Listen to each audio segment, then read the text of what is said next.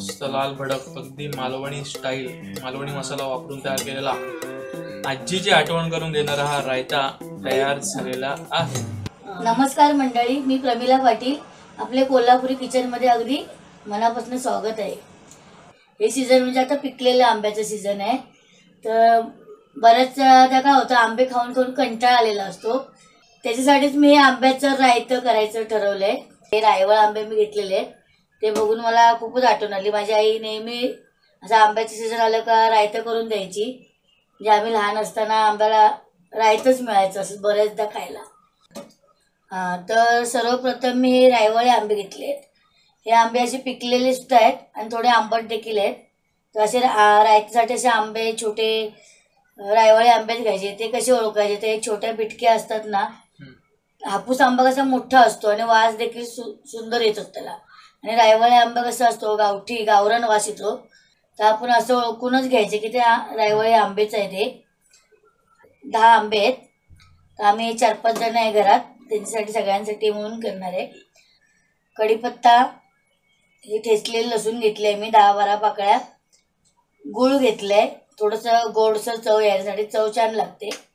फोडणीसाठी जिरं मोहरी आहे, चवीनुसार मीठ आहे, फोडणीसाठी तेल आहे। हा मालवणी मसाला आहे, हा घरचाच आहे आमचा।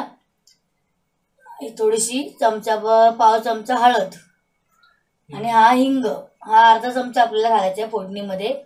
हिंगामुळे छान असं रायताला चव येते। यामध्ये मी कोणत्याही प्रकारचे वाटण टाकणार नाहीये। तर हे झटकेपट होणारं रायतं आहे। ह्याला मी आता फक्त काय करणार आहे, कुकरला शिट्या करून घेणार आहे, म्हणजे पटकन होऊन जाईल। 3 शिट्या करून घेणार आहे, कारण आंबा चांगला शिजायला लागतो आतमधून। त्याच्यामुळे मी असं हे कुकरमध्ये टाकते। त्याच्यामध्ये मी आता 1.5 ग्लास पाणी ओतणार आहे, छान लागतं असं। आता मी पाव चमचा मीठ टाकलं त्याच्यात। कुकरचं झाकण लावून घेते। आता मी गॅस चालू करते आणि आता ह्याच्या 3 शिट्ट्या करून घेते। त्यानंतर आपण ही प्रोसिजर पाहूया। आता कुकर शिट्ट्या झालेल्या आहेत। आता आंबे शिजवून घेतलेत मी, बघा किती सुंदर शिजलेत, एकदम मस्तच फुटले पण आहेत। ते छान झालेत, मऊ झालेत एकदम। ओके, छानच शिजलेत। मी सगळे असे काढून घेते आणि थंड करून घेते। तर आता मी आंबे सोलून घेते। बघा, एक सोललाय मी। तर अशा पद्धतीने सोलून घ्यायचे आहेत आपल्याला। हे सगळं साल काढून घ्यायची। छान शिजले एकदम, आणि रायत्याला असे आंबेच लागतात। हे बघा, हे बघा, हे अशी म्हणजे आता हा जो हापूस आंबा असतो त्याला नुसतं मासच असलं असतं। तर हा केसर म्हणजे आतमध्ये केसर असे केसर असतात। ओके, त्यामुळे असे आंबेच रायत्याला लागतात। आणि मग आता ही सालं असतात नाही, सगळे मी असे सोलून घेणार आहे। तर त्याच्या आधी मी तुम्हाला असं दाखवते, ही सालांना जे मांस असतं ना, ते बघा, हे असं असं काढून घ्यायचं पूर्ण। आणि हे आंब्याच्या रायत्यामध्ये टाकायचं आपलं असं। हे बघा, हे असं असं सगळं खरडून घ्यायचं। आता मी ह्याच्यामध्ये तेल टाकून घेते। फोडणीसाठी मोहरी टाकायची आहे। मोहरी छान तडतडून घ्यायची, मोहरी जास्त टाकायची थोडी। जिरं पण थोडंच वापरणार आहे, पाव चमचा। लसूण आणि कढीपत्ता मी एकदमच टाकणार आहे। लसूण जास्त वापरायची थोडीशी,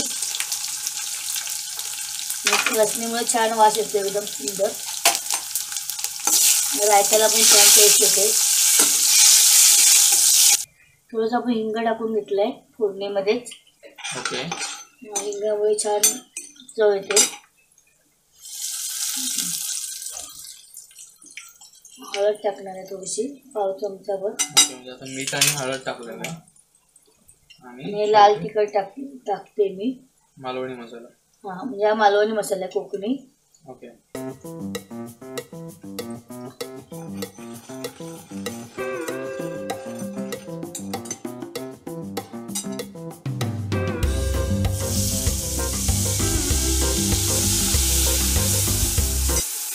यामध्येच गूळ टाकणार आहे आपण।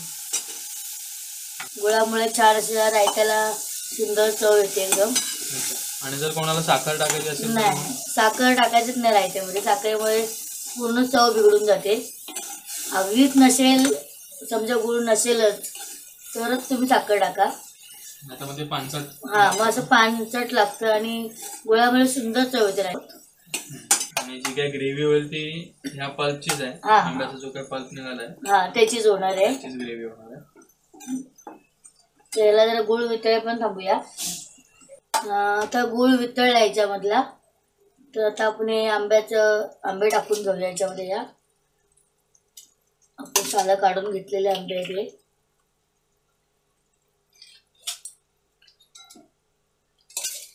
ते मस्त लाल भडक दिसतंय, छान तर्री आलेले त्या याला फोडणीला. आणि याला एक कड काढून घ्यायचा आहे फक्त, मग आपलं आंब्याचं रायतं तयार तयार. होणार आहे. मित्रांनो, आपण पाहू शकता आपलं आंब्याचा रायता तयार झालेला आहे. गॅस बंद करून घेणार आहे आणि ही डिश सर्व करणार आहे. तर बघा मित्रांनो, आपला आंब्याचा रायता तयार झाला आहे. किती सुंदर दिसतोय, मस्त लाल भडक, अगदी मालवणी स्टाईल, मालवणी मसाला वापरून तयार केलेला, आजीची आठवण करून देणारा हा रायता तयार झालेला आहे. म्हणजे माझी आजी, मम्मीची आई. अशीच आमची आई रायता करून द्यायची. खूप छान लागायचं एकदम रायता.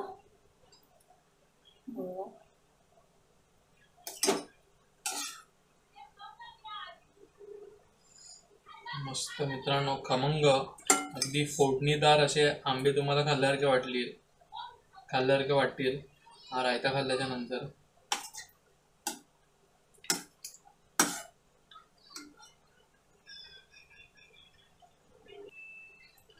आता हे आंब्याचं रायतं तयार झालेलं आहे. तर तुम्हाला आवडल्यास तुम्ही लाईक करा, शेअर करा, कमेंट करा, सबस्क्राईब करा आणि शेजारची बेल आयकॉन देखील दाबा. धन्यवाद.